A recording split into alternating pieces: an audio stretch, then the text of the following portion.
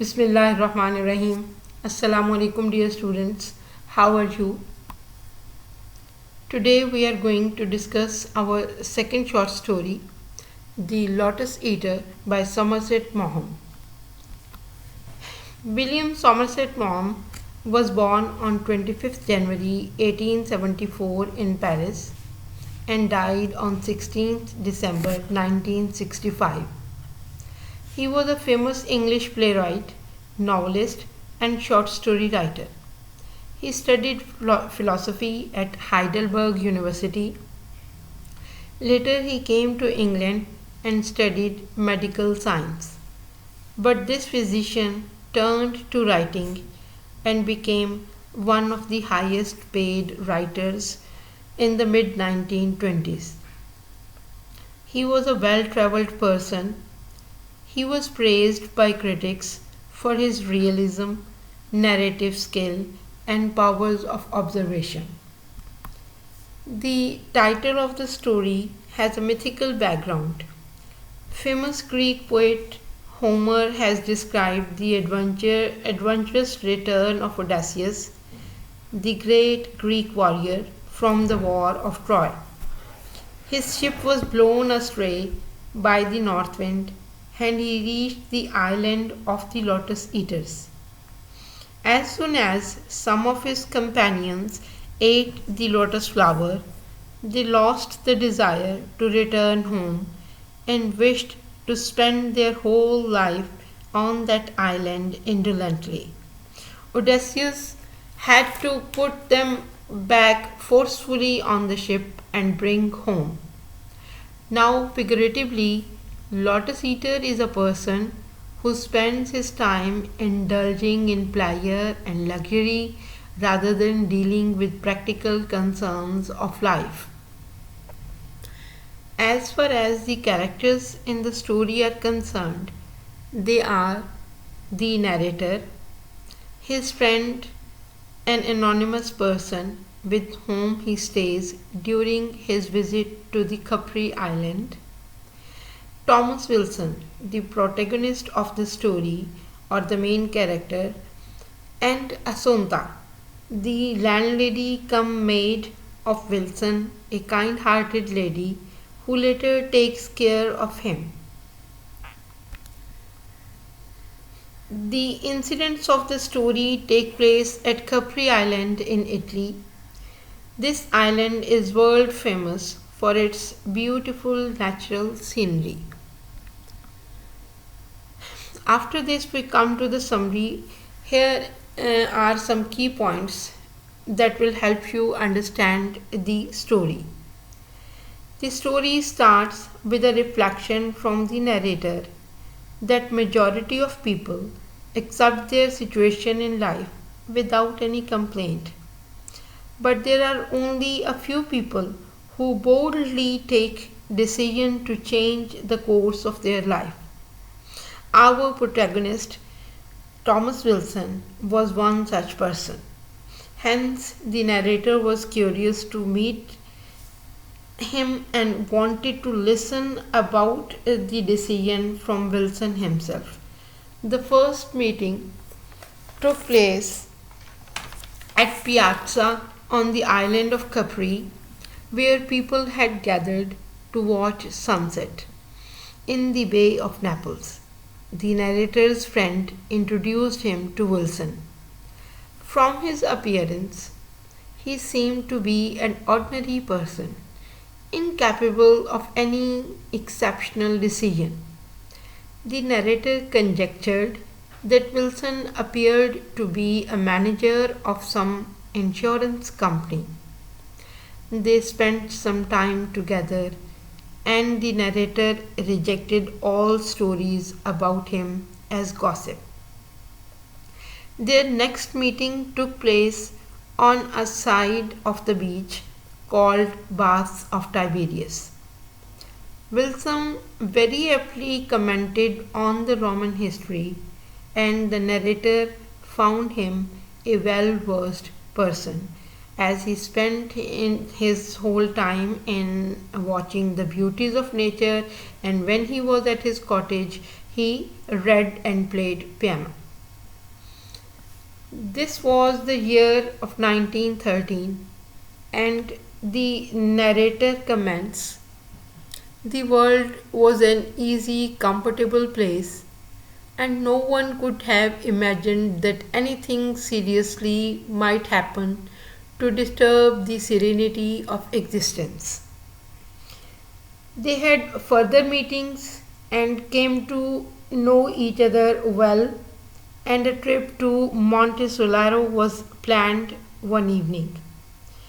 When the time came, narrator's friend could not accompany them, and they both had to go there.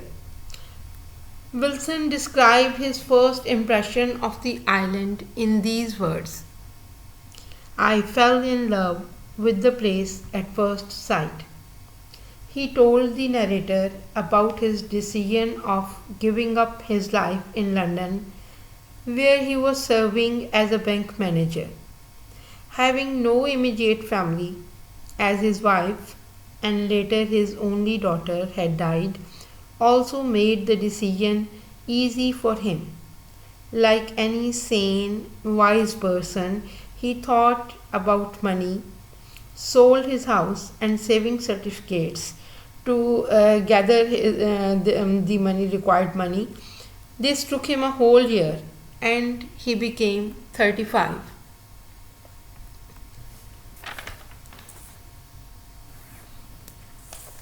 With this money, he bought an annuity for 25 years, and he came to the island. It was obvious from his talk that he did not have any plans after the end of annuity, when he would be 60. This ambiguity of his situation alarmed the narrator, and he remarked about the prudence of waiting till he secured a lifetime pension for himself. At this, Wilson answered that he could not wait, thinking that he would not be able to enjoy the beauties of the island in the old age. He had no regrets at all. The narrator also visited his house, which was small but comfortable. At this point in the story, the narrator makes an observation on Wilson's situation. He says that his life might be called a grossly selfish existence by anybody, as he was of no use to anybody. It looked as if he had attained his own happiness. But on the other hand, he had become a harmless person, disturbing the peace of nobody's mind. The writer left the island thinking about the uncertainty of Wilson's future. And then in 1914, the First World War began, and nothing remained as it ever had been before war. After 13 years, the narrator visited the Capri Island. His war affected friend told him that now he lived in a comparatively smaller house that was formerly owned by Wilson.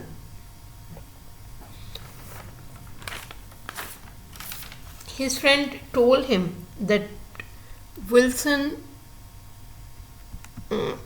that Wilson had to live a miserable life at the end of 25 years of his annuity.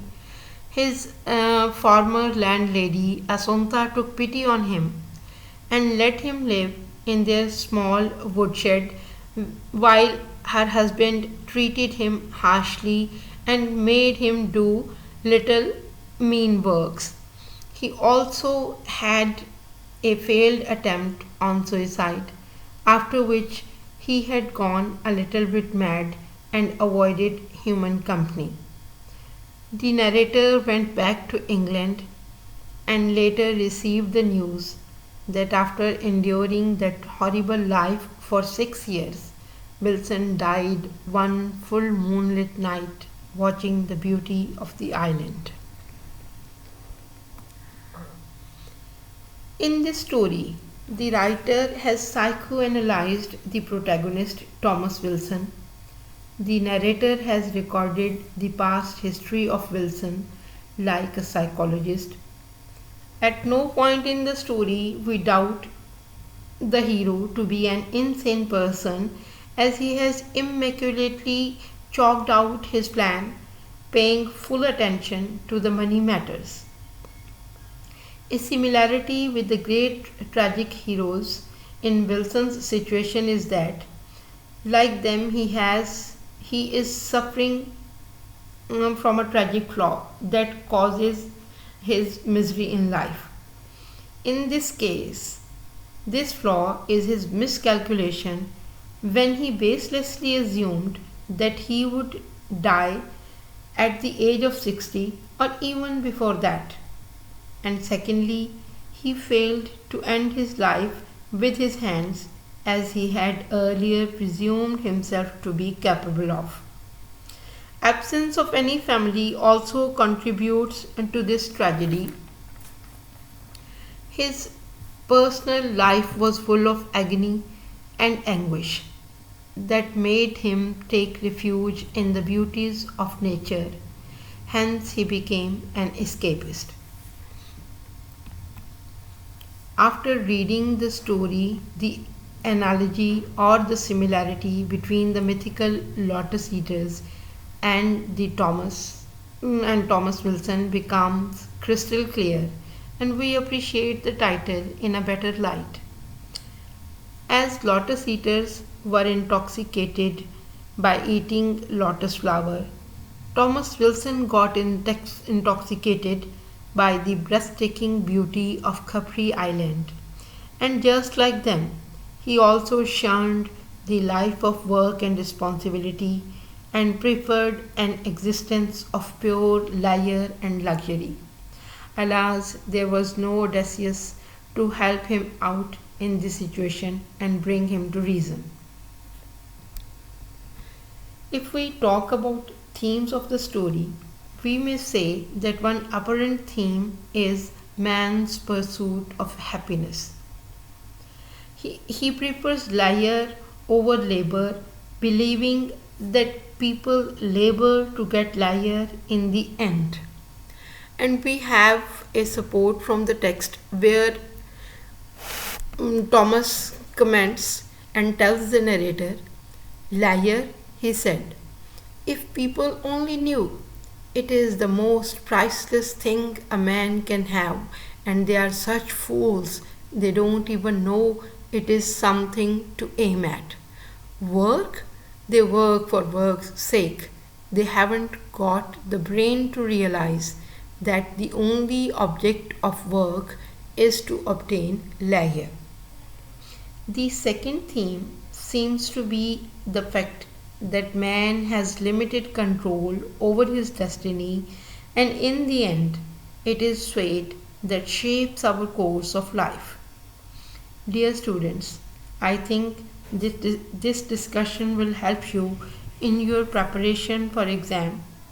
If there are any questions, just let me know and we will discuss them. Thank you very much. Take care. Assalamu alaikum wa rahmatullah.